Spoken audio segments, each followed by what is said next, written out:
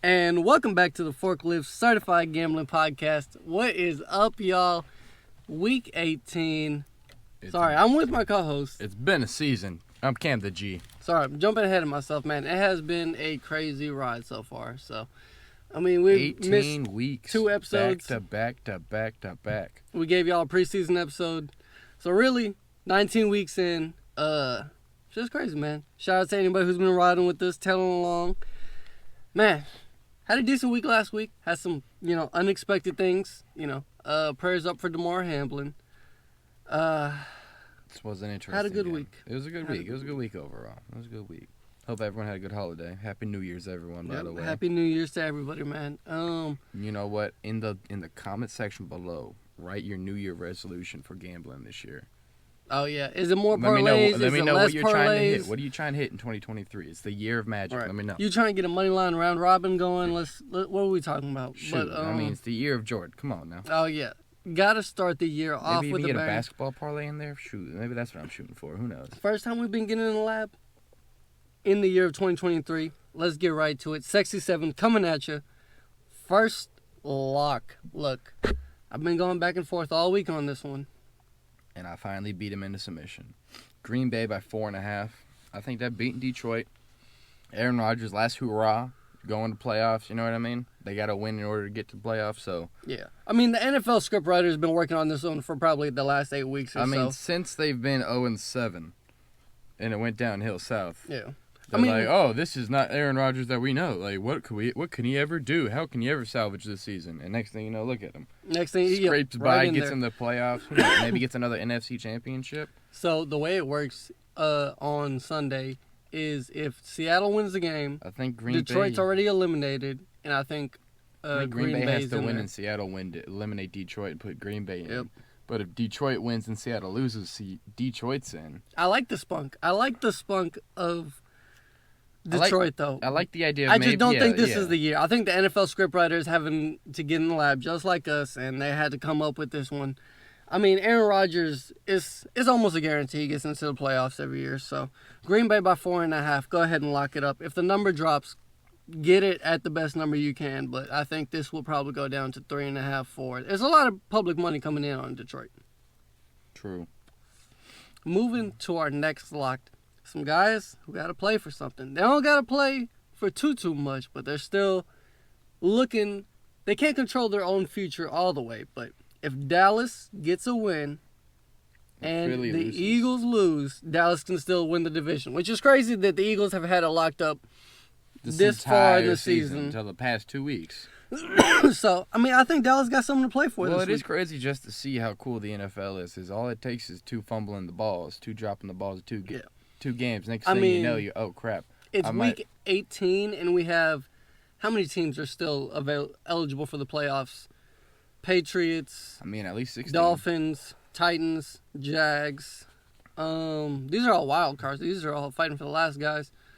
In the NFC, who's still fighting? Seattle. Seattle's still trying to get in there. I feel like the Chargers somehow got a chance. Chargers already in there. Well, it's Green Bay, Detroit, and Seattle. Oh, yeah. So, 7 teams still fighting for a playoff spot in week 18? This has been a crazy year, man. I mean, most of the time we've already had these things done and wrapped up with, but it's been some crazy football this year, so we just got to keep riding with it, man. But in case you didn't catch that, Dallas by 7. Screw Carson Wentz. Yeah. I mean, Carson Wentz isn't even going to be the starter. I think it's They're putting Heineke back in? No, it's supposed to be Sam Howell. Sam Howell's a rookie, and he's supposed to be starting. Well, then, at that point... They actually bullied Ron Rivera out of starting Taylor Heineke, because in the beginning of the week he said he was going to start Heineke. Then he doubled down and he was like, no, we're going to go with Howell after the fucking media got on his ass. Did not know that. Hot news. Get it here first. I mean, Ron Rivera is just very questionable head coach. I don't think he'll be there next year. A lot of talent on this team, but just questionable decisions with the coaching. He's a rookie, though. This game doesn't really mean anything, so we got to take Dallas by 7. Yeah, but speaking of a game that means everything, Tennessee going down to Jacksonville. Tennessee getting 6.5 points. I mean... You knew it was coming, y'all. You knew it was coming. This has been a Titans podcast all year. We've been off in the last couple of weeks, but you knew it was coming. But, I mean, when you see a plus 220 money line, and, Hear me out. Titans by 3. Is that plus 330? Cash it while you can. I'm not scared to bet on Josh Dobbs, bro. I mean, I'm not scared. And plus, with the full-blown healthy Derrick Henry, I mean, Derrick Henry last time, I mean, pretty sure he got 2 touchdowns. I mean, if the Titans lose here, Traylon Burks they is showing that he's actually playing around with Traylon or Josh Dobbs, so it's like, okay. They said Traylon Burks questionable. I don't know. Did he say it's questionable? He practiced earlier in the week, but didn't. I mean, So. limit the touches. Chig, the touches. Derrick Henry, a healthy Derrick Henry. You know what I mean? Look, the Titans got a lot of weapons, and all the pressure is on Jacksonville. The Titans have been in the spot, and they've come up victorious. But this is the first time the Jags have ever gotten into it. Basically, this is the playoff game for them. If I've known anything about the Titans are underdogs. And Titans love being underdogs. Yeah. Mike Vrabel is a dog. You gotta lock it in. Whoa. Tennessee by 6.5. Go ahead, take the money line. You would be frauds if you didn't take the money line. Tennessee... It's just a sharp play this week. I mean, this of course is a hometown. Take your money and run. Exactly. You can't always be. How would I say this? You're not confident with the Titans in the playoffs. Right. Titans in the South. Titans win the South. Titans win the South. Always. That's what I'm putting it on. All right. Moving to our next underdog. They looked decent last week. Well, I don't know about decent. 9 for 18, 160 some yards, 3 touchdowns. Three touchdowns backpacked them, but I mean, Cleveland Browns, they're looking pretty solid.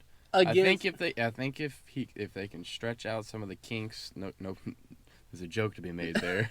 Not meaning to make that joke, but I mean, if that offense can come together and start cooking together, because I mean, they've shown that they can throw the ball to Mari Jackson. They've shown Amari Cooper. They've shown that Peoples-Jones gets him 40, 50 yards a game, maybe 100 if he's popping off. Now, Juku's pretty solid because he's coming back off the injury reserve, and it's like they have to work him back in there. You already got Nick Chubb. I mean, that dude's just baby Derrick Henry right there. I mean, come on now. I mean, yeah. And you're putting it all against Kenny Pickett's. You know what? I like Mike Tomlin. I like Pickett. I like him, but in this spot, like Mike Tomlin's already done what he's supposed to do. Every year, it's death, taxes. Mike Tomlin we're getting 8 wins. Mm-hmm. Every year, it's automatic. So, he's already done what he needs to do this year. I don't think they're gonna pull it off. I mean, the Browns are gonna play Nana and Boo Boo and just try to play upset to them all fucking day. And they have nothing else to play for. I mean, Browns play their best football when they have nothing to play for. So I think this is going to be a spoiler spot for sure by Cleveland. Cleveland by 2. Go ahead, smash it in. Moving to, I guess, 3 more fuckets. I mean, giving y'all 7 games this week. We had to run it back. Carolina upset me last week. Seattle pulled through. Who else did we have last week?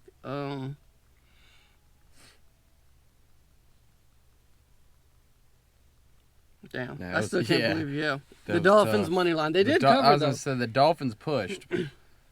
Oh, no, Dolphins' money line didn't win, but the Dolphins at plus 2, 2.5, you either got to push or a win. So, very sharp play there. Ended up on the third quarterback. Thought about putting Miami in this week, but third-string quarterback against Joe Flacco, third-string quarterback, it's hard to stay away. So I mean, 3s on 3s, I mean, line them up. Yeah. Another team that's going to play upset this week, look. The team playing upset, you're thinking?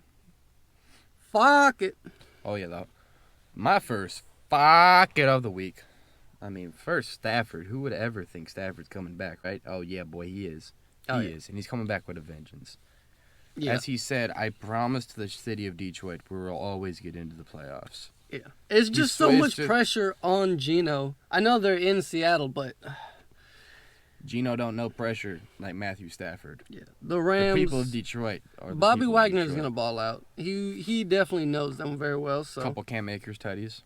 Oh, yeah. I think Cam Akers is going to have a huge game this week. I mean, he already got 2 against him last time. So Cam Akers, 2 tutties. History could repeat itself. Sound like a decent prop. He's definitely getting in there once for sure. You know what? I'm going to save that for later. Save for later. We'll go through the 67, and then I got a little player prop special going for y'all. Yeah, we'll tease them. Make them listen to the whole thing. So we got the Rams plus 6.5 in Seattle. Not scared. Not scared one bit. Run it up. Make your money and run. Running it up. Moving to the next. Fuck it. We got the Colts, man. I know it's a shitty booty pick. I know nobody wants to take this, but goddamn it, you got to do it. The worst team in the fucking league trying to tank to get the number one. You know, them and the Bears are still in contention. And I would honestly say Matty Ice, even though he's not playing, he sneaks in there somewhere. He sneaks in there somewhere, and it's one of those like, you really gonna lose to the worst team in the league after the Titans did? No, because if you beat them, technically you can say you're somehow better than the Titans. And the Texans got stomped by the Jaguars. I think that was the Jaguars' last good performance of the year. Yeah. I think the Jaguars, they might not have enough cooking. And the Texans, they gotta get the number one overall pick. Yeah, the Texans need the pick. Texans definitely need the pick. You think David Mills is gonna run it the whole time? No. Yeah. Indianapolis. They take a C.J. Stroud. By a field goal is the only time I ever feel safe against the worst team in the league. But you got to do it the week. Just pull the trigger. All right.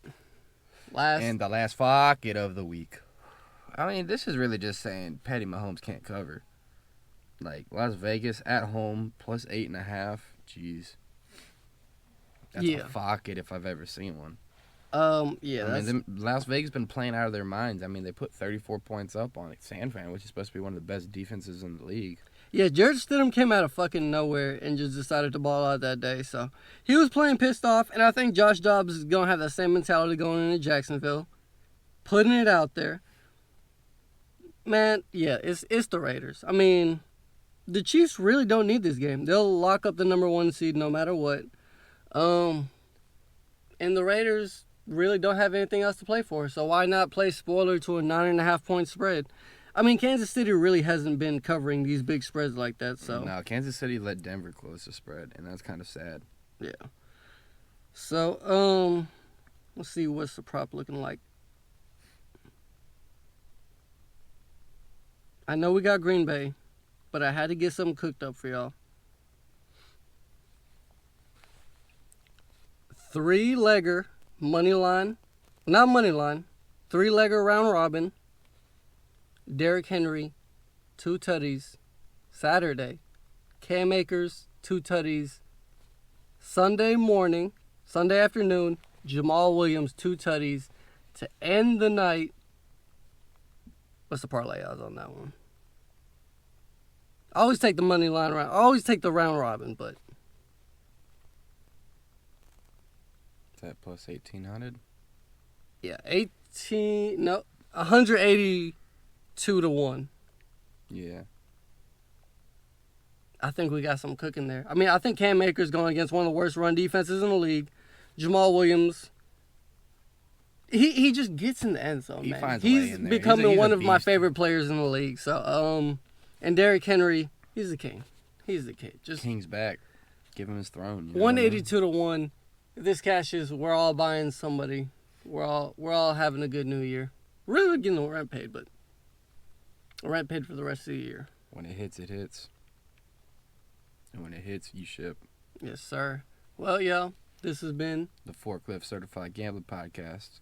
I'm your co-host, Cam the G. I am DJ Burner Account 1. Forklift Certified Gambling on IG. Appreciate y'all for following. Deuces. Peace.